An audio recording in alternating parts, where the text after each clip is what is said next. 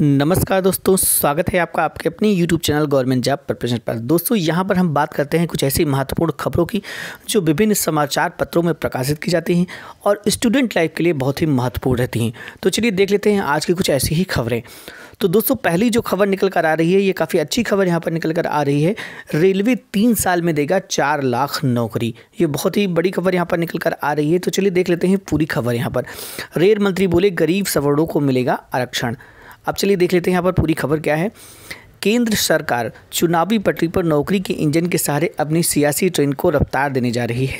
इसके लिए 4 लाख युवाओं को नौकरी देने की योजना है। रेल मंत्री पीयूष गोयल का दावा है कि रेलवे 2021 तक भर्ती प्रक्रिया को पूरा कर लेगा। साथ ही इन भर्तियों में सामान्य वर्ग के गरीबों को अलग से कोटा होगा। ठीक है। और गोयल ने कहा कि 1.5 लाख से अधिक पदों के लिए भर्ती प्रक्रिया चल रही है। मार्च तक कई आवेदनों को नौकरी मिलना भी शुरू हो जाएगी। अगले 2 साल में रेलवे के करीब 2.5 लाख लोग सेवानिवृत्त हो रहे हैं। इन पदों के लिए भी भर्ती प्रक्रिया जल्द शुरू की जाएगी। उन्होंने कहा कि आरक्षण व्यवस्था में कोई बदलाव नहीं किया जाएगा। अनुसूचित जनजाति, जनजाति व अन्य पिछड़ा वर्गों को जिस तरह से पहले आरक्षण दिया जा रहा था वही भर्ती प्रक्रिया में भी मिलेगा। इस तरह से युवा जोश में रेलवे आएगा। इस तरह से युवा जोश रेलवे में आएगा। तो देखिए दोस्तों यहाँ पर क्या पूरी देख लेते हैं। देखिए यहाँ पर बताई जा रही है कि ये लगभग जो नियुक्तियाँ हैं 1,31,428 आवेदन फरवरी मार्च से स्टार्ट होने वाले हैं। नियुक्ति अप्रैल मई 2020 तक यहाँ पर होने वाली है। और दूसरे चरण में 99,000 यहाँ पर वैकेंसी है। आवेदन मई जून 2020 में होंगे और नियुक्त जुलाई अगस्त 2021 में यहाँ पर होने की बात की जा रही है। किस वर्ग को कितनी नौकरी, देखिए यहाँ पर दोस्तों पर 62,000 ओबीसी के लिए और गरीब सवर्ण के लिए 23,000 है। यहाँ पर अनुसूचित जनजाति 12,000 और अनुसूचित जाति 34,000। ये यहाँ पर डिवाइडेशन है।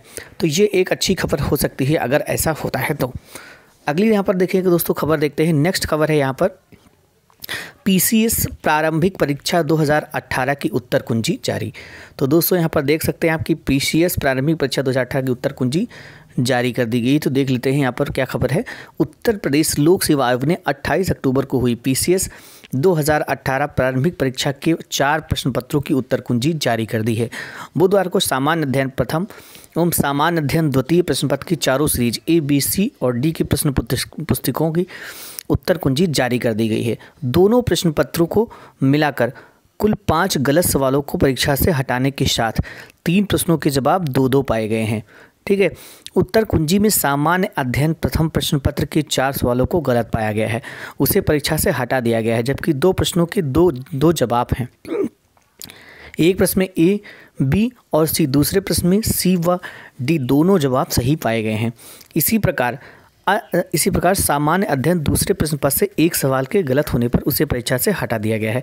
जबकि एक प्रश्न यहाँ पर से अधिक उत्तर जारी किया गया है। ठीक है।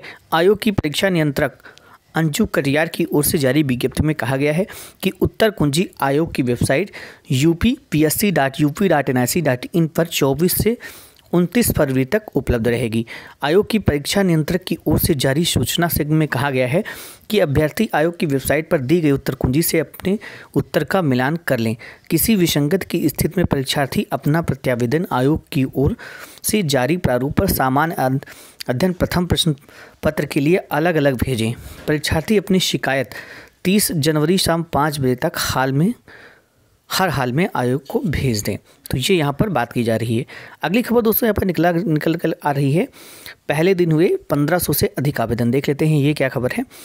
उत्तर प्रदेश के इंजीनियरिंग मैनेजमेंट व आर्किटेक्चर संस्थानों में स्नातक प्रवेश के लिए राज्य प्रवेश परीक्षा SEE के लिए वेबसाइट upsee.nic.in पर बुधवार से आवेदन शुरू हो गए। पहले दिन 1500 से अधिक अभ्यर्थियों ने आवेदन किया।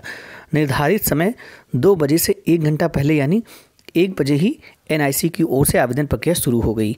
SEE को पहला आवेदन शिवमुनि वेदी काशिमाबाद गाजीपुर का विफार्मा के लिए मिला।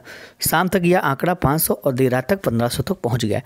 इनमें से ज़्यादातर विद्यार्थी ने शुल्क भी जमा कर दिया। प्रवेश परीक्षा समन्वयक प्रो विनीत कंसल ने बताया कि पहले दिन ही अपेक्षाकृत काफ़ी आवेदन हुए हैं। विद्यार्थियों में प्रवेश को लेकर उत्साह दिख रहा है। हमने आवेदन प्रक्रिया को सरल बनाया है ताकि विद्यार्थियों को आवेदन में किसी तरह की समस्या न हो। अगला यहाँ पर दोस्तों खबर देखते हैं। नेक्स्ट खबर है आपकी जो PCS 2016 है, इसकी परीक्षा का अंतिम परिणाम जो है ये फरवरी में जारी होगा। तो देख लेते हैं।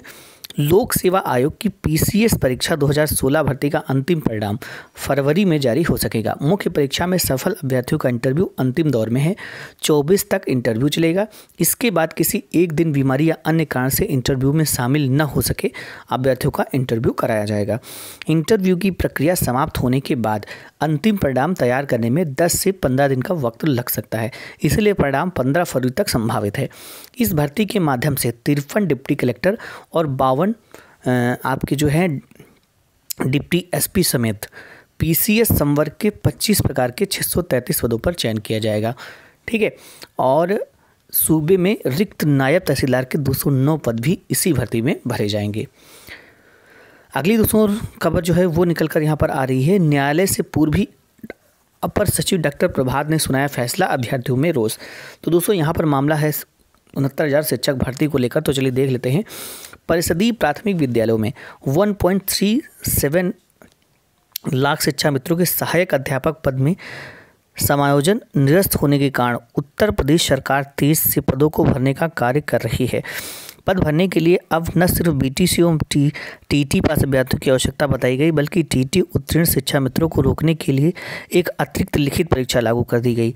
लिखित परीक्षा में कभी परीक्षा में पूर्व प्राप्तांक व कभी परीक्षा के या बाद बदले जाने से शिक्षा मित्र सहित अन्य अभ्यर्थियों में रोष है और लोगों ने इसके विरुद्ध उच्च न्यायालय की शरण ली है।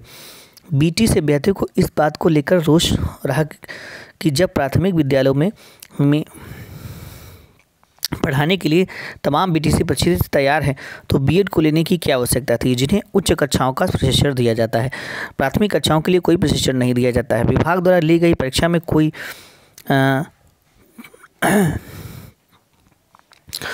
पासिंग मार्क्स भी तय नहीं किया गया, जबकि पिछले 4 माह पूर्व 8,500 बस्ती प्राथमिक विद्यालय भारती में 40 से 45% पासिंग मार्क्स रखा गया था। पासिंग मार्क्स निर्धारित न होने से अभ्यर्थी उसी तरह पुराना पासिंग मार्क्स 40 से 45% मान रहे हैं, जैसे यूपी बोर्ड्स विश्वविद्यालय सहित विभिन्न परीक्षाओं में बार बार पाठ्यक्रम और परीक्षा प्रणाली चेंज होने के बावजूद पासिंग मार्क्स पुराना ही रहा।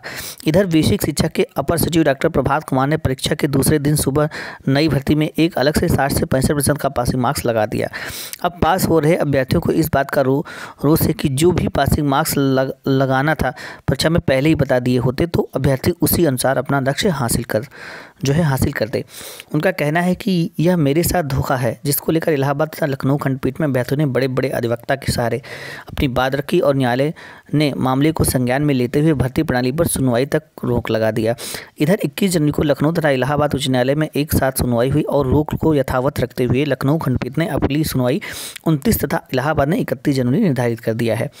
ठीक है, अभी अभ्यर्थी न्यायालय से घर पहुंचे ही थे कि दूसरे दिन सुबह दैनिक समाचार पत्रों के माध्यम से अपर सचिव डॉक्टर प्रभात कुमार ने 60 से 65% पासिंग मार्क के मामले में अपना फैसला सुना दिया और कहा कि उत्तीर्णांक 60 से 65% ही रहेगा। एक ही दिन संशोधित उत्तर कुंजी और कुछ देर बाद परीक्षा परिणाम जारी कर भर्ती प्रारंभ कर दी जाएगी। इस बयान से अभ्यर्थी वीरेंद्र प्रताप सिंह, अशोक मौर्य, देवी प्रसाद त्रिपाठी, सुखमीना पटेल, सुनीता कुमारी, चंद्रभूषण चौधरी, लालजीत, रमेश चंद्र मौर्य, अशोक कुमार मिश्र, रेणु त्रिपाठी, जया सिंह, वंदना द्विवेदी, सीमा द्विवेदी जैसे तमाम अभ्यर्थियों ने बेसिक अपर सचिव के बयान को द्वेषपूर्ण माना है और कहा है कि जब मामला न्यायालय में है, फैसले में पूर्व इस तरह का बयान जारी करना निश्चित तौर पर साबित करता है कि ऐसे अधिकारियों के लिए न्यायालय कोई मायने नहीं रखता।